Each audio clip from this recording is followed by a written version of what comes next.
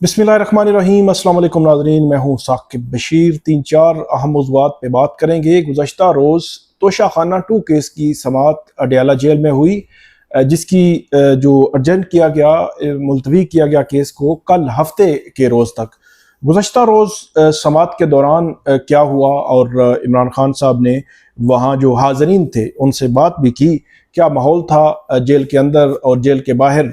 और ये केस जो तकरीबन 1 से सवा माह के बाद दोबारा से फिक्स हुआ है और अब दोबारा से करीब करीब की तारीखें जो है उसमें पढ़ना शुरू हो गई हैं। एक तो इस पे बात करेंगे, इसके अलावा 9 मई में जो सज़ाएं शुरू हुई, पहले इस्लामाबाद की अदालत ने सज़ा दी 9 मई के केसेस में, जज ताहिर अब्बास सपरा ने। फिर सरगोदा के केस में सज़ा हुई, फिर उसके बाद लाहौर के केस में कुछ जो पीटीआई के वर्कर्स हैं उनको सज़ाएं हुई। एक तरफ तो 9 मई में सज़ाएं हैं और दूसरी तरफ अब 26 नवंबर के केस में भी सज़ाएं जो है वो शुरू हो चुकी हैं। ये किस कानून के तहत सज़ा हुई और ये कानून जब आया तो इसको पीटीआई ने खुद क्यों नहीं चैलेंज किया, जब ये कानून जो है वो पीटीआई स्पेसिफिक जो है वो बनाया गया था।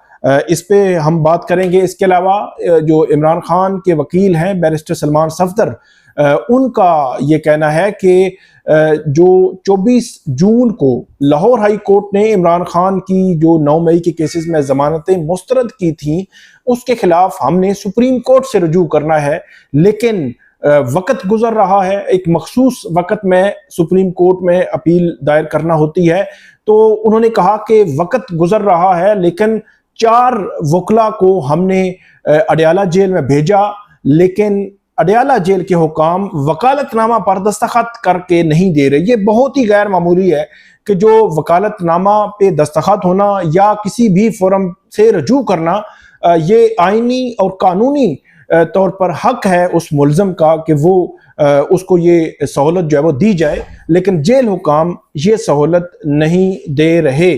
इस पे हम जो है वो बात करेंगे। इसके अलावा नूर मुकद्दम कत्ल केस में एक अहम पेशरफ्त हुई है। जो ज़ाहिर जाफर है मुजरिम है और सज़ाए मौत का कैदी है, इस वक्त अडयाला जेल में कैद है। उसके हवाले से एक अहम खबर आई है, वो आपके सामने जो है वो शेयर करेंगे। तफसीलात की तरफ जो है वो बढ़ते हैं। सबसे पहले इस जो 9 मई के बाद 26 नवंबर में सज़ाओं का जो सिलसिला है, इस पे बात करते हैं कि 26 नवंबर को जो एहतजाज हुआ, उस एहतजाज के बाद पीटीआई की जानिब से एक इस्तगासा दायर किया गया इस्लामाबाद की सेशन कोर्ट में, जिसके मुताबिक 14 पीटीआई के वर्कर्स इसमें मारे गए और इसमें पीटीआई के वर्कर्स जख्मी भी हुए। उनके नाम, उनके एड्रेसेस, वो सारा कुछ उस इस्तिगासे में लिखे हुए हैं। और पीटीआई का ये दावा भी था कि उसमें कुछ पीटीआई के वर्कर्स लापता भी हुए। तो 3 किस्म की कैटेगरीज थी 26 नवंबर के एहतजाज के तनाजुर में, जिस पे इस्तिगासा दायर हुआ। उस इस्तिगासा का तो कुछ नहीं हुआ। उसमें बैरिस्टर जो गोहर हैं, चेयरमैन हैं पीटीआई के, उन्होंने स्टेटमेंट रिकॉर्ड कराना थी। 13-14 दिसंबर को उस केस में जो इस्तिगासा दायर हुआ था, तो पहली समाअत 14 दिसंबर 2024 को थी। तब से लेकर अब तक, और अब यह केस अडजर्न हो चुका है अक्टूबर तक। तो दूसरे लफ्जों में आप ये कह सकते हैं कि दिसंबर से लेकर अक्टूबर 2025 तक 10 माह में वो केस एक स्टेप भी आगे नहीं बढ़ सका, क्योंकि बैरिस्टर गोहर अली खान ने उसमें स्टेटमेंट रिकॉर्ड ही नहीं कराई। तो 26 नवंबर जहां लोग मारे गए, जख्मी हुए या जो है वो लापता हुए, उस पर तो जीरो प्रोग्रेस है। लेकिन दूसरी जानिब इस्लामाबाद की जुडिशियल मजिस्ट्रेट, उनकी जानिब से एक जो है वो फैसला दिया गया है। 2-3 मुकदमात में 2 मजिस्ट्रेट जो हैं उन्होंने फैसला दिया है। कल शहजाद गोंदल हैं और अब्बास शाह हैं, मुरीद अब्बास हैं, उनकी जानिब से ये फैसले दिए गए। कल 3 मुकदमात थे। ये नया कानून सितंबर 2024 में बना था और बुनियादी पॉइंट ये था उसमें कि बगैर इजाजत के आप कोई एहतजाज, प्रोटेस्ट, कोई इस किस्म का नहीं कर सकते। अच्छा, यहाँ पे अलमिया ये है कि इस्लामाबाद में हम देख रहे हैं कि जब जब पीटीआई का एहतजाज, उसका ऐलान हुआ, तो उससे पहले ही पता चलता है जी वो तो आज से 20 रोज पहले ही दफा 144 नाफिज है। तो दफा 144 नाफिज है, एहतजाज की इजाज़त नहीं दी जानी। जितने भी एहतजाज हुए प्रीवियसली हमने देखा 9 मई से पहले भी और 9 मई के बाद भी काफ़ी उसमें गिरफ्तारियां भी हुई और उसमें दर्जनों मुकदमात भी दर्ज हुए। इजाज़त जो है वो अगर ली जानी है तो इजाज़त देनी नहीं, और अगर इजाज़त के बगैर करेंगे तो लेजिस्लेशन कर ली हुकूमत ने, और ये सितंबर 2024 में ये कानून बना जिसके तहत ये बड़ा जो है वो एक पीटीआई स्पेसिफिक कानून बज़ाहिर अभी तक तो ये लगता है, क्योंकि फ्यूचर में देखेंगे कि फ्यूचर में किस किस पे इस्तेमाल होता है, तो एक पीटीआई स्पेसिफिक कानून बना। उस कानून पर अमल दरामद भी इन्हीं पर हुआ, और कल 3 मुकदमात में 12 जो इनके वर्कर्स हैं उनको सजाएं जो है वो दे दी गई, लेकिन उसमें एक ड्रामाई सूरत हाल बनी। ये जब पता किया गया कि जो 12 वर्कर्स हैं वहां पे, क्योंकि एक को बरी किया गया और 12 को 6-6 माह की कैद की सजा दी गई, तो ड्रामाई सूरत हाल ये बनी कि ये वर्कर्स जो है वो ड्यूरिंग ट्रायल आ रहे थे इस्लामाबाद की सेशन कोर्ट में। तो चंद दिन पहले इनकी सेशन कोर्ट से जब वो निकल रहे थे तो गिरफ्तारियां हो गई। अच्छा, गिरफ्तारियां हो गई तो पुलिस उनको उठा के ले गई तो रिमांड दे दिया इस्लामाबाद की एटीसी कोर्ट ने। अच्छा, हमारी अदालतें भी बगैर देखे, बगैर सुने, बगैर असेस किए जो है वो बांटती हैं अपने फिजिकल रिमांड भी। तो उन्होंने 4 रोजा फिजिकल रिमांड दे दिया। 4 रोजा फिजिकल रिमांड दिया गया तो कल यही जो मुल्जमान थे इनको इस्लामाबाद की सेशन कोर्ट में सजाएं दी गई। तो उस वक्त वो वहां मौजूद नहीं थे, गिरफ्तारी नहीं हुई, तो पता चला वो तो पुलिस की कस्टडी में। अच्छा, पुलिस एटीसी कोर्ट में पेश किया तो वहां से उनको बरी किया गया, और बरी करने के बाद दोबारा पुलिस ने उनको जो है वो धर लिया। तो ये एक बड़ी ड्रामाई सी सूरत हाल बनी, वगरना वो अदालत के सामने होते तो 6 माह में अगर आपको सजा हुई हो तो आप उसी अदालत में दरखास्त दे सकते हैं, या वहाँ सेशन कोर्ट में दरखास्त दे सकते हैं, सेम डे दरखास्त दे सकते हैं कि हमारी दरखास्त जो है वो सजा मुअत्तल की जाए और हमने इसको चैलेंज करना है, और अदालतें अमूमी तौर पर 6 माह की सजा सेम डे मुअत्तल भी कर देती हैं। तो ये एक अजीब सी सूरत हाल जो है वो इसमें बनी, जो सिचुएशन जो है वो बनी। इसके बाद अगले मामले की तरफ बढ़ते हैं। तो ये यूं 9 मई के बाद 26 नवंबर में भी पीटीआई के वर्कर्स को सजाएं होना जो है वो शुरू हो चुकी हैं। तोशाखाना 2 केस जो है वो उसकी समाअत कल भी हुई और कल भी होगी।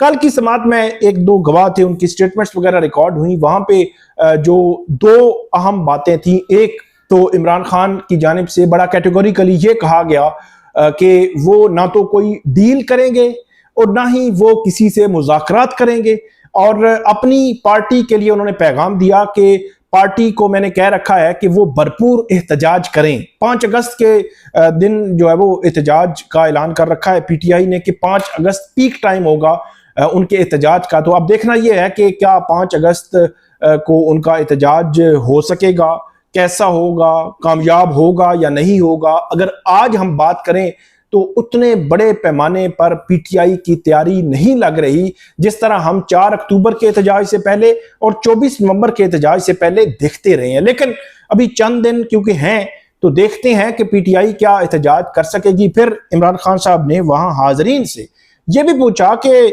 भारत और इंग्लैंड के दरमियान जो टेस्ट मैच हो रहा है उसकी क्या अपडेट है।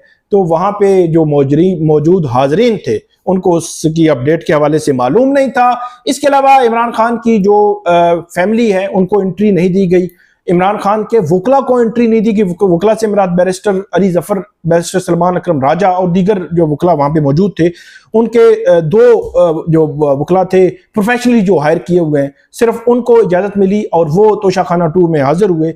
अब कल दोबारा समाअत है, कल दोबारा देखना है कि इनकी फैमिली और उनके वो वकला जो पार्टी लीडरशिप भी है उनको इजाजत मिलेगी तोशाखाना 2 केस में या नहीं मिलेगी। ये केस तकरीबन 1 से सवा माह बाद शुरू हुआ है। पहले भी 2.5 माह का वक्फा आया था, अब 1 सवा माह का वक्फा आया है, दोबारा से ट्रायल शुरू हुआ है। शाहरुख अर्जमन साहब ये ट्रायल चला रहे हैं। अब देखेंगे कि ये ट्रायल कब तक आगे चलता है और कब तक जो है वो ये कंक्लूड होने की तरफ जाता है। अगला मामला भी बड़ा इंपॉर्टेंट है। वकालतनामा दस्तखत नहीं हो रहा, जो आईनी और कानूनी हक है मुल्जम का, राइट है, और ये राइट उसको मिलना चाहिए। और जो अडियाला जेल के हुकाम हैं वो बाउंड हैं कानूनी तौर पर, उनकी जिम्मेदारी है कि वो इसको पूरा करें। जो बैरिस्टर सलमान सफदर ये कहते हैं कि ये जिम्मेदारी अडियाला जेल के हुकाम ने पूरी नहीं की। वो कहते हैं कि इंतजार पंजोता, खालिद यूसुफ चौधरी, जहीर अब्बास और एक और वकील जो है वहां पे अडियाला जेल में गए मुख्तलिफ अवकात में, और ये कहा कि इमरान खान के वकालतनामा पर दस्तखत कर दें, क्योंकि 9 मई के केसेस में उनकी जमानतें लाहौर हाई कोर्ट से मुस्तरद हो चुकी हैं, हमने सुप्रीम कोर्ट चैलेंज करना है, तो उनका वकालतनामा जरूरी है। तो अब बैरिस्टर सलमान सफदर ये कहते हैं कि वो वक्त गुजर रहा है और एक मखसूस वक्त में जो अपील जो है वो सुप्रीम कोर्ट में दायर होती है, तो इसलिए वकालतनामा पर दस्तखत जरूरी है। अच्छा, उस लिहाज से उन्होंने आज 3 जगहों पे दरखास्तें दायर की हैं, एक इस्लामाबाद हाई कोर्ट में, एक जो स्पेशल जज सेंट्रल हैं शाहरुख अजमल साहब उनकी अदालत में, और एक ATC रावलपिंडी जो है वो अमजद अली शाह साहब उनकी अदालत में। तो अमजद अली शाह जो है उन्होंने ऑर्डर किया है अडियाला जेल के हुकाम को कि आज के दिन ही इमरान खान के वकालतनामा पे दस्तखत करा के उनको वकालतनामा उनके वकला के हवाले करें, और कल इस हवाले से जो अमल दरामद रिपोर्ट है वो अदालत में पेश करें। अब देखते हैं कि उनके वकालतनामा पे दस्तखत होते हैं या नहीं होते, लेकिन ये दस्तखत ना होना एक गैर मामूली अमल जो है वो बज़ाहिर लगता है। इसके अलावा आखिरी जो हमारा मौजू है वो है नूर मुकद्दम कत्ल केस। इसमें जाहिर जाकिर जाफर जो इस कत्ल का मुजरिम है और इस वक्त अडियाला जेल में सजाए मौत का कैदी है, सुप्रीम कोर्ट से भी उसकी सजाए मौत पर स्टैंप लग चुकी है, और सुप्रीम कोर्ट में अब जाहिर जाकिर जाफर ने नजरसानी की दरखास्त दायर की। अच्छा, नजरसानी में बड़ा लिमिटेड स्कोप होता है, नजरसानी की दरखास्त उसने दायर की है, वो कब लगेगी, किस तरह उसको देखा जाएगा, ये तो बाद वाला मामला है। लेकिन इस दौरान एक और अपडेट आई है। अपडेट ये है कि उसकी जानिब से एक रहम की अपील जो है सदर मुमलिकत को की जानी है, और उसके लिए जरूरी है अडियाला जेल के हुकाम के मुताबिक कि मुलजम का मेडिकल चेकअप हो। अच्छा, इस हवाले से हमारे सहाफ़ी हैं जहांगीर जो है वो जहांगीर खान, उन्होंने एक खबर दी, और उनके मुताबिक उनके सोर्सेज ये कहते हैं कि जो उसका मेडिकल चेकअप किया गया पिम्स में जाहिर जाकिर जाफर का, उस मेडिकल चेकअप में वो मेडिकली फिट जो है वो लगे हैं। अब अभी तक रिटर्न में हमारे सामने वो रिपोर्ट नहीं आई। अच्छा, रिटर्न में रिपोर्ट आएगी तो वो तफसीलात भी आपके सामने रखेंगे, लेकिन फिलहाल ये ARY न्यूज से वाबस्ता सहाफ़ी हैं, उनकी ये खबर है कि जहांगीर जो ये जाहिर जाकिर जाफर है ये मेडिकली फिट है। जाहिर जाकिर जाफर के लिए इस्लामाबाद की सेशन कोर्ट में पहले, फिर हाई कोर्ट में, फिर सुप्रीम कोर्ट में ये कोशिश की जाती रही कि उसका ज़हनी मवाजना जो है वो किया जाए, मुआयना किया जाए, और ये एक दावा किया जाता रहा कि वो माजी में ज़हनी तौर पर उसको मुख्तलिफ अमराज थी, इसलिए क्योंकि अगर उसका ज़हनी मर्ज साबित हो जाता है तो उसका फायदा मुमकिन तौर पर मुलजम या मुजरिम को हो सकता है। तो उसके लिए हमेशा से उसके वकला, उसकी फैमिली कोशिश करती रही है, सेशन कोर्ट से लेकर सुप्रीम कोर्ट तक, लेकिन किसी अदालत ने कोई मेडिकल बोर्ड नहीं बनाया, किसी अदालत को वो कन्विंस नहीं कर सके कि वो जो है वो इस हवाले से मेडिकल बोर्ड बनाएं और उसको एग्जामिन करें। बल्कि सेशन जज थे जो अता रब्बानी साहब, एक दफ़ा उनके सामने जब ये रिपोर्ट आई थी, ये दरखास्त आई थी, तो उन्होंने पूरी कोर्ट खाली करवा के उसको सामने खड़ा किया, 15 मिनट उससे बातचीत करते रहे और उसके बाद उसको जेल भेज दिया। और उसके बाद उनका ये कहना था कि ये जो है वो बिल्कुल मेंटली ठीक ठाक है, क्योंकि उन्होंने गपशप लगाई कि क्या माहौल है, कैसा है, कोई मसला तो नहीं है, तो उससे कम से कम असेसमेंट उन्होंने ली। फिर उन्होंने जेल हुकाम से भी असेसमेंट ली कि क्या ज़हनी तौर पर ये इसको कोई इश्यू तो नहीं है, तो उन्होंने भी कहा कोई मसला नहीं है।